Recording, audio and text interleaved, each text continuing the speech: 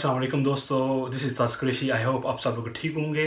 दोस्तों, आज मैं जो वीडियो बनाने जा रहा हूँ ये है जर्मनी असाइलम रेजिडेंट परमिट के बारे में। इसमें मैं आपको बताऊंगा कि कैसे आप जर्मनी में असाइलम कर सकते हैं और वहाँ का रेजिडेंट परमिट हासिल कर सकते हैं।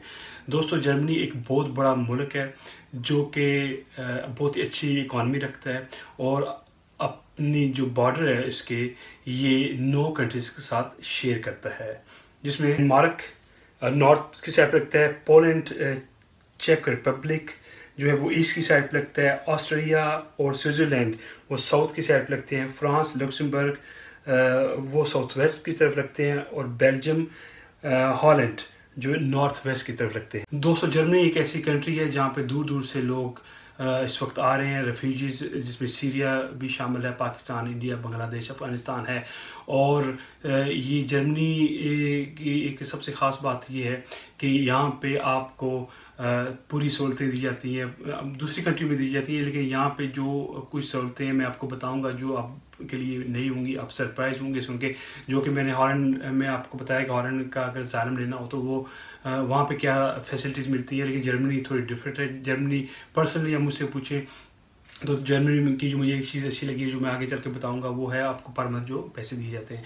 तो दोस्तों, जो मेरे भाई जर्मनी में असाइलम अप्लाई करना चाहते हैं, असाइलम रेजिडेंट परमिट अप्लाई करना चाहते हैं, वो इस वीडियो को गौर से सुने और इस वीडियो के एंड तक देखें ताकि आपको तमाम चीज़ें समझ में आ जाए। मैं हमेशा अपनी वीडियो में कोशिश करता हूँ कि आसान से आसान लफ्ज़ को यूज़ करूँ, उसको अपनी जो मेरी वीडियो है ताकि हर आम से आम बंदे तक पहुँचे, ताकि उसको नॉलेज में इजाफा हो सके। अच्छा दोस्तों, जो मेरे भाई जर्मनी में आके असाइलम अप्लाई करना चाहते हैं, सबसे पहले तो मैं आपको एक टिप देना चाहता हूँ। जो लोग वीज़ा लेके आएंगे, जो लोग बहुत ज़्यादा मिस्टेक करते हैं वो ये करते हैं, जब आप वीज़ा लेके आते हैं तो आते ही आप क्या करते हैं, जब असाइलम अप्लाई करते हैं तो अपना पासपोर्ट, अपनी आईडी पाकिस्तानी उनको दे देते हैं, वो कॉपी कर लेते हैं, जो कि आगे चल के आपकी दुश्वारी और मुश्किलों का बायस बनती है। उसकी वजह ये है कि जब आप अपने पासपोर्ट पे आते हैं या अपना आईडी कार्ड इनको देते हैं, आके कहते हैं मैं इस तरह ये वीज़ा लेके आया हूँ, तो फिर क्या होता है वो कॉपीज़ कर लेते हैं, उनके पास प्रूफ आ जाता है। तो कल को जब आपको वो असाइलम नहीं देते, आपका केस रिजेक्ट कर दिया जाता है, तो फिर आपको आसानी से वो डिपोर्ट कर देते हैं। वो फिर आप के जो ट्रैवल डॉक्यूमेंट्स होते हैं उसी बेस पे बनाते हैं, पाकिस्तानी एम्बेसी या जो भी आपकी कंट्री उस कंट्री के एम्बेसी में जाते हैं, फिर उनको प्रूफ देते हैं जी ये बंदा है, इसको हम डिपोर्ट कर रहे हैं और इसका आप जो है हमें एनओसी बना के दें। तो दोस्तों, बिल्कुल ये गलती नहीं करनी।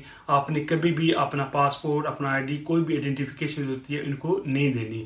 तरीका क्या, आप जब आप आए किसी भी मुल्क में, आप लैंड होते हैं, जब आप जर्मनी में आपने जाके असाइलम अप्लाई करना है, तो आपने ये कहना है मुझे कुछ पता नहीं है, मैं इतने महीनों में जो है वो एजेंट मुझे लेके आया, मैंने उसको पैसे दिए वगैरह वगैरह वगैरह, यानी कि ड्रामा करना है आपने। अगर आप सच बताएंगे सारी चीज़ें, मैं हमेशा सच बताऊँ, लेकिन ये जो चीज़ है पासपोर्ट वाली बात, ये एक ऐसा सच है जो आपके लिए बहुत मुश्किल का बायस बन सकता है और आपको डिपोर्ट करवा सकता है। तो आपने ये चीज़ उनको शो नहीं करनी।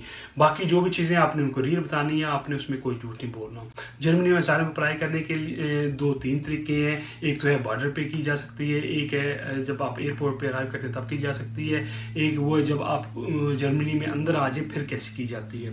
तो एयरपोर्ट पे तो ऑफकोर्स एयरपोर्ट पे की जाती है, लेकिन मैं आपको मशवरा दूंगा जब आप एयरपोर्ट पे आएँ तो बिल्कुल आपने नहीं करनी है असाइलम, आप अंदर आ जाए उसके बाद आप करें। और मैं आपको ये भी कोशिश ये करें, जो भाई जर्मनी में वीज़ा लेके आए हैं और असाइलम करना चाहते हैं, तो फिर ऑफकोर्स उनके सिस्टम में वो आ जाएगा कि बंदा हमारे एयरपोर्ट पे आया है, तो फिर पासपोर्ट नहीं छुपाएं तो बेहतर है। या आप ऐसा भी कर सकते हैं, आप उनको कह सकते हैं मेरा पासपोर्ट गुम हो गया बाद में। लेकिन कुछ लोग ऐसे हैं जो 2 नंबर वीज़े पे आते हैं, वो जब एयरपोर्ट पे आते हैं तो उनको वहीं पर रोक लिया जाता है। तो उस सूरत में फिर वो क्या करते हैं, आपको डिपोर्ट करते हैं उसी फ्लाइट में जिस फ्लाइट में आप आए होते हैं। तो उस सूरत में आपने क्या करना है, फिर आप अपना जो है वो जो आपका पासपोर्ट जो भी है फिर उसको ज़ाया करना आपकी मजबूरी होती है, अदरवाइज़ आपको डिपोर्ट कर देंगे। फिर आप बताएं उनको जी ये मेरी जो है आइडेंटिफिकेशन है और मैं यहाँ पे असाइलम अप्लाई करना चाहता हूँ। जर्मनी में असाइलम अप्लाई करने के लिए एक अदारा है जिसका नाम BAMF, BAMF ये अदारा है जहाँ पे असाइलम की जाती है।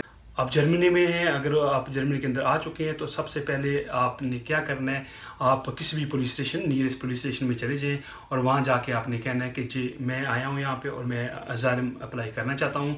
तो वो क्या होता है, फिर आपका जो नाम वगैरह लिख के आपको ट्रांसफ़र किया जाता है जो BMF इनका अदारा है, वहाँ पर जब आपको भेजा जाएगा, आपको उन्होंने रिसीव करना है। रिसीव करने के बाद आपका नाम, आइडेंटिफिकेशन, फिंगरप्रिंट वगैरह हर चीज़ उन्होंने ले लेनी है। उसके बाद रिहाइश दी जाएगी रहने के लिए और आपको जो बाकी सहूलियात हैं वो दी जाएंगी।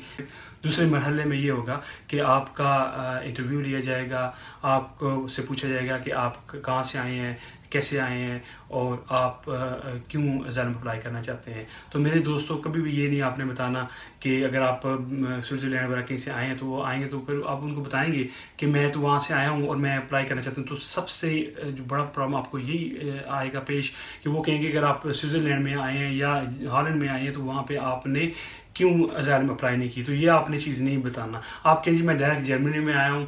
अगर आप प्रूफ नहीं कर सकते हैं, आप पास बाई एयर आने का कोई प्रूफ नहीं है, आप किसी और कंट्री में आए हैं, तो उनको बोले मुझे नहीं पता, मुझे कुछ पता नहीं है बिल्कुल। आप कहते हैं पंजाबी में कल्ले चले बन जाए, उनको बोले कि मैं एजेंट के ज़रिए एजेंट मुझे लेके आया, मुझे कुछ पता नहीं है, ठीक है।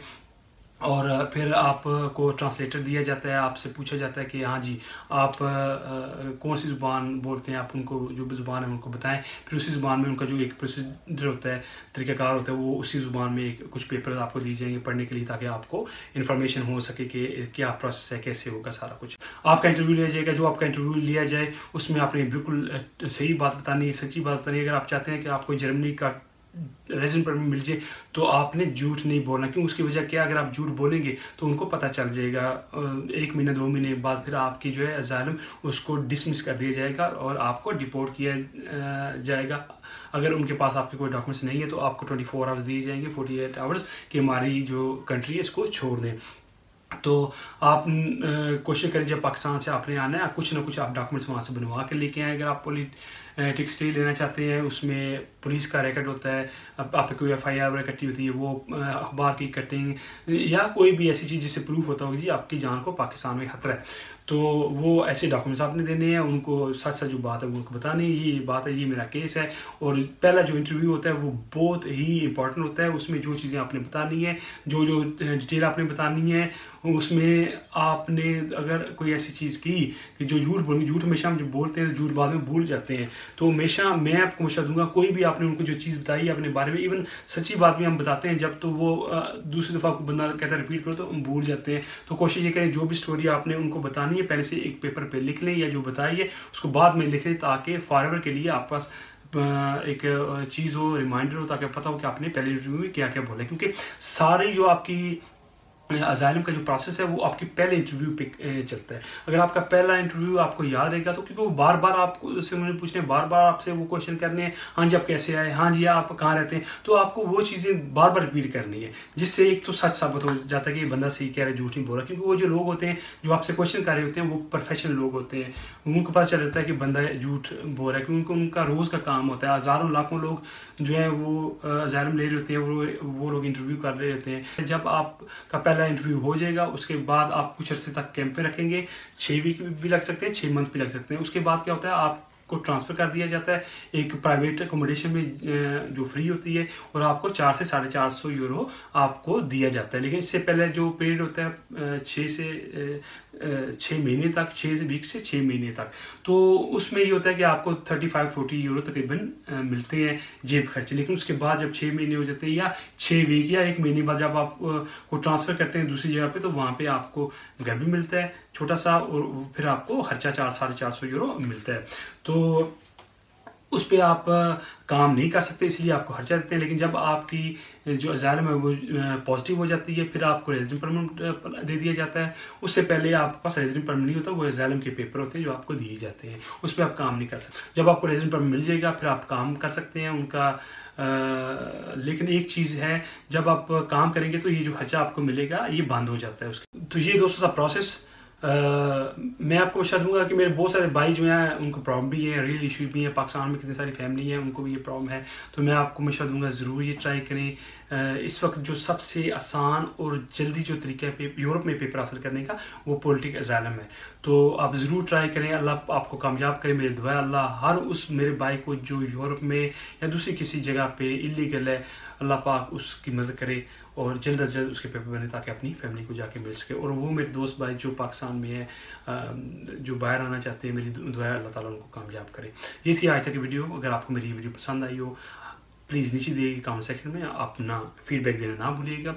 और कोई चीज़ अगर रह गई हो तो कमेंट के जरिए, सोशल मीडिया के लिंक्स मैंने नीचे दी हुई हैं, आप उसके ज़रिए भी मुझसे रब्ता कर सकते हैं, अपने क्वेश्चन पूछ सकते हैं।